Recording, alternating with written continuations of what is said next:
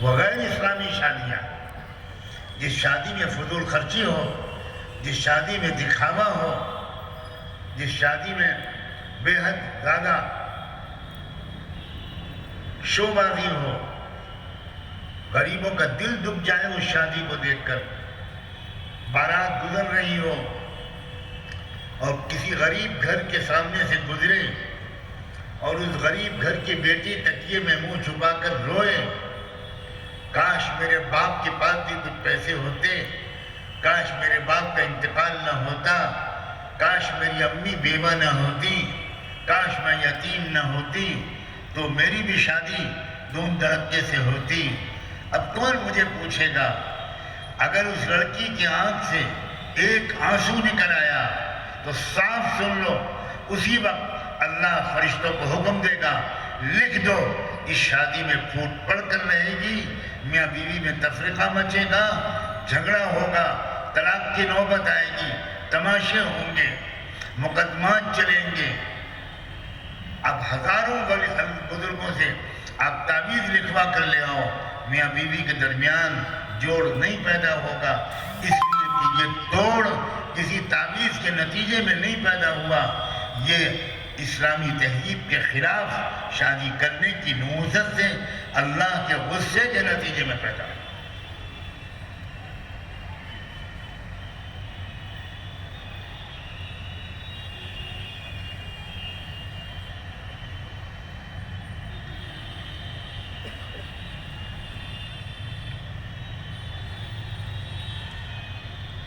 میرے عزیز نوجوانوں، بچیوں اور بچوں، نئے سرے سے اسلام کو سمجھو۔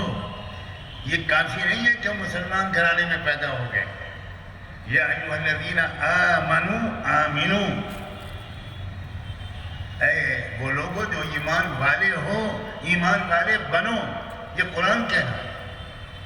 ایک طرف قرآن مان رہا ہے کہ تم ایمان والے ہو، لیکن دوسری طرف قرآن مطالبہ کر رہا ہے تبھی تمہارے ایمان میں بہت کمزوری ہے، اس کمی کو پورا کرو۔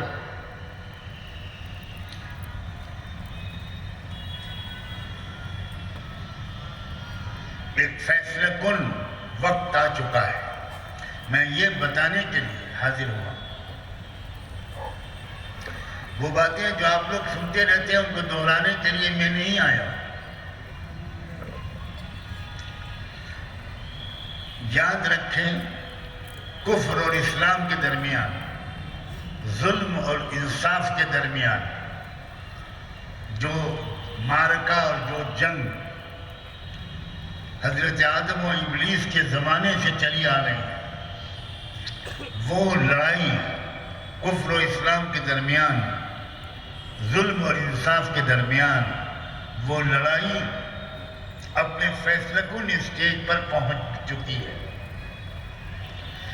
میں اس کی باخبر کرنے آیا ہوں۔ میں نے اپنی زندگی کے 50-55 سال اپنے مالک کی توفیق سے اور اپنی والدہ اور اپنے والد کی تربیت کے نتیجے میں پڑھنے میں اور مطالعے میں لگائے ہیں۔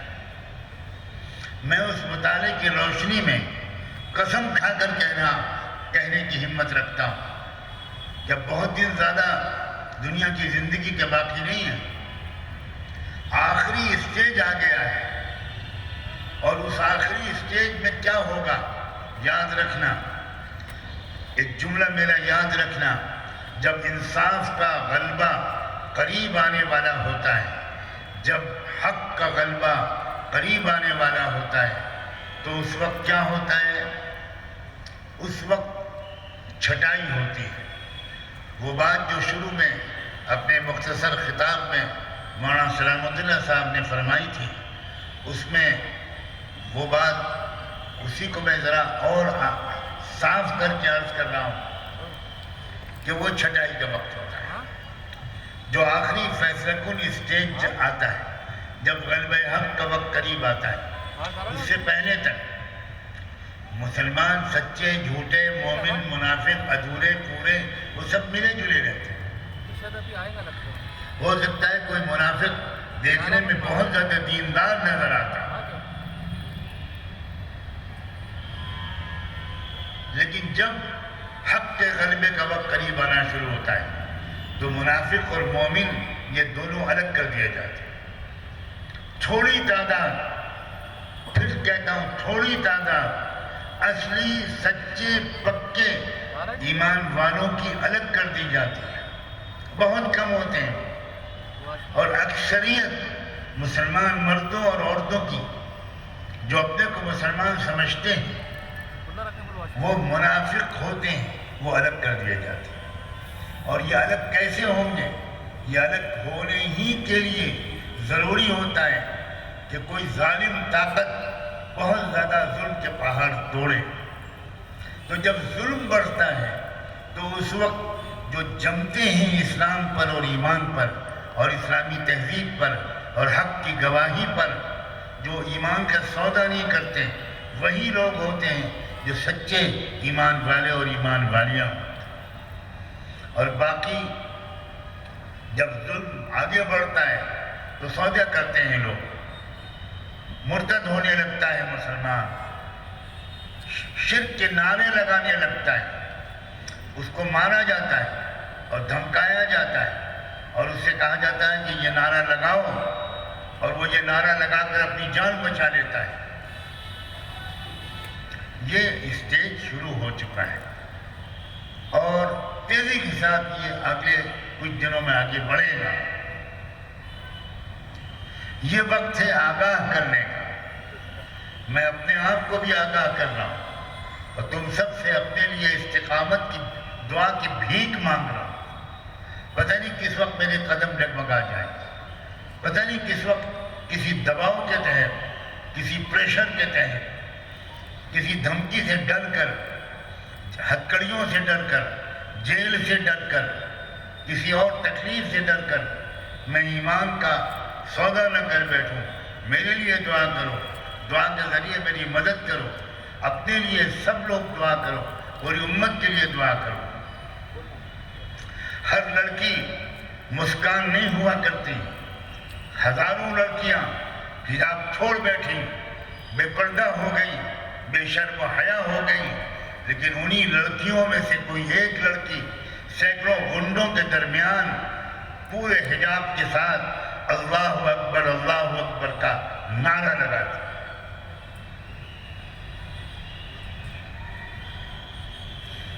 یہ عام زمانہ نہیں ہے، میں یہ بات 25-30 سال سے کہہ رہا ہوں اور لوگ نہیں سمجھ پاتے تھے اس بات کو کہ یہ انسان کیا کہہ رہا ہے کہ یہ عام زمانہ نہیں ہے۔ میری عزیز بیٹیوں، میں نہایت محبت کے ساتھ تم سے کہہ رہا ہوں، یہ عام زمانہ نہیں ہے، یہ غفلت کا زمانہ نہیں ہے۔ کس وقت میرا یا تمہارا نام جہنمیوں کی فہرست میں لکھ دیا جائے کچھ کہا نہیں جا سکتا۔ روزانہ مرتد ہونے کی خبریں آ رہی ہیں۔ میری بچیوں، کیا تم آسانی سے سن پاؤ گی یہ خبر کہ ایک لڑکی جس نے قرآن حفظ کیا، جو حافظ قرآن بنی، وہ ایک مندر میں جا کر اس نے اپنا دھرم بدلا اور مندر سے نکل کر باہر آ کر میڈیا پر کہا کہ میں آج اپنا دھرم بدل کر آئی ہوں اور میں یہ سنکلپ لے کے آئی ہوں کہ کم سے کم 15,000 مسلمان لڑکیوں کا دھرم پریورتن کر کے رہوں۔ یہ وہ دور ہے۔ ماں باپ سب سے بڑے مجرم ہیں جو اپنے بچوں اور بچیوں کی صحیح تربیت نہیں کر رہے، ان کے ایمان کو پختہ نہیں کر رہے، ان کو گھر میں لے کر بیٹھ کر ان کو اسلام حقیقت سمجھا نہیں رہے ہیں۔ باپ گھر میں دیر سے آتا ہے، 1 بجے 2 بجے 12 بجے رات کو۔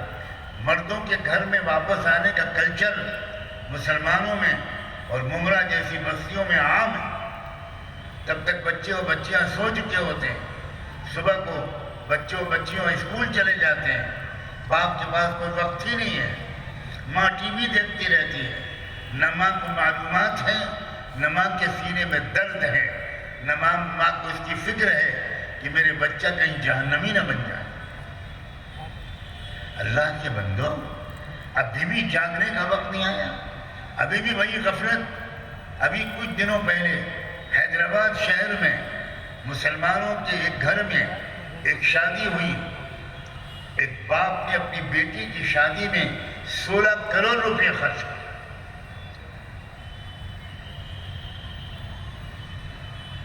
ہمیں منع کیا گیا ہے کہ لعنت نہ بھیجو، اس لیے ہم لعنت نہیں بھیجتے، ہم دعا کرتے ہیں کہ اللہ اس کو معاف کرے اور ہدایت دے۔